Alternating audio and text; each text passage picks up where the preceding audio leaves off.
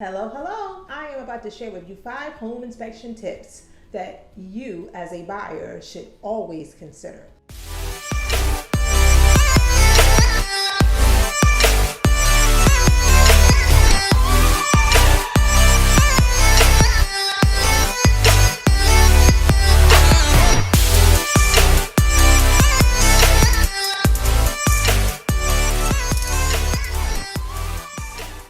Number 5, get one. I don't care if it's an old home, a new construction home, or a newly renovated home. Always get a home inspection. Things that you could not see with the eye when you're walking through the home will come up on a home inspection. So you want to always make sure, no matter how great this property looks, that you get a home inspection. Number 4, pick a company you trust. Make sure it's someone that is well qualified and licensed to do home inspections in that area. Don't go with just your contractor friend or Uncle John or whoever he is to do your home inspection. Make sure it's someone licensed and bonded with a company that is going to stand by their work, because you want someone that's very thorough, that's going to pick up the things that you wouldn't have seen when you just walk through the home. Number 3, decide on what type of home inspection you're going to get.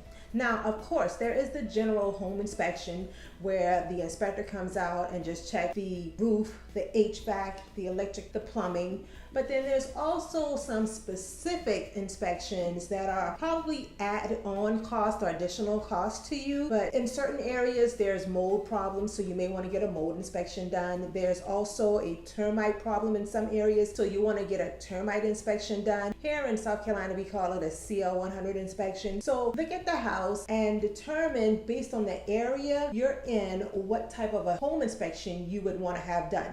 Definitely get the general inspection, but if there's any add-on inspections that you may want to have done to the home. If for another example, if they have a well, you may want to get a well inspected. Also, if there is a septic tank, you may want to get a septic tank inspections.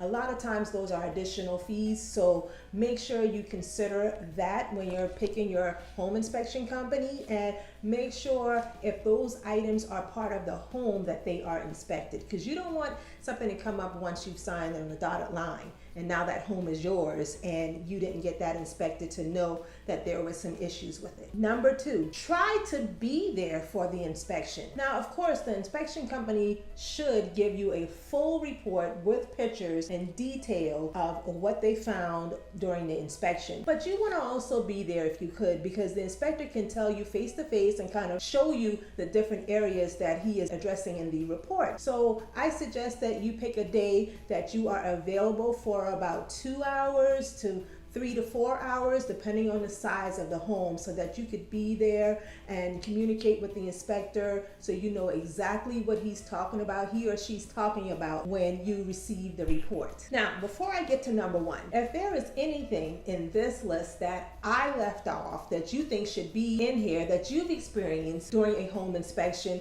reach out to me. Leave a comment. I answer all my comments. Don't forget to also subscribe to my channel, because I put out videos like this all the time, once a week, to keep you informed on what you should be doing if you're purchasing or selling a home here in Charleston, South Carolina. And number 1, read the entire report. When the inspector sends you the full inspection report, make sure you read it, make sure you understand it. If you don't understand it, reach out to the inspector so that they can explain to you what it is you're reading. You want to make sure you understand what you're purchasing when it comes to that house, because it is going to be yours, and any maintenance or any upcoming expenses you want to be aware of. I'm Carmilla Renee, and I am a licensed South Carolina real estate agent, born and raised right here, and I love bringing you helpful tips. So if you have any questions about what you've seen today, or have any questions about buying, investing, or selling real estate here in Charleston, South Carolina, reach out to me. I would love to help you. I would love to have a conversation with you. Well, until next time,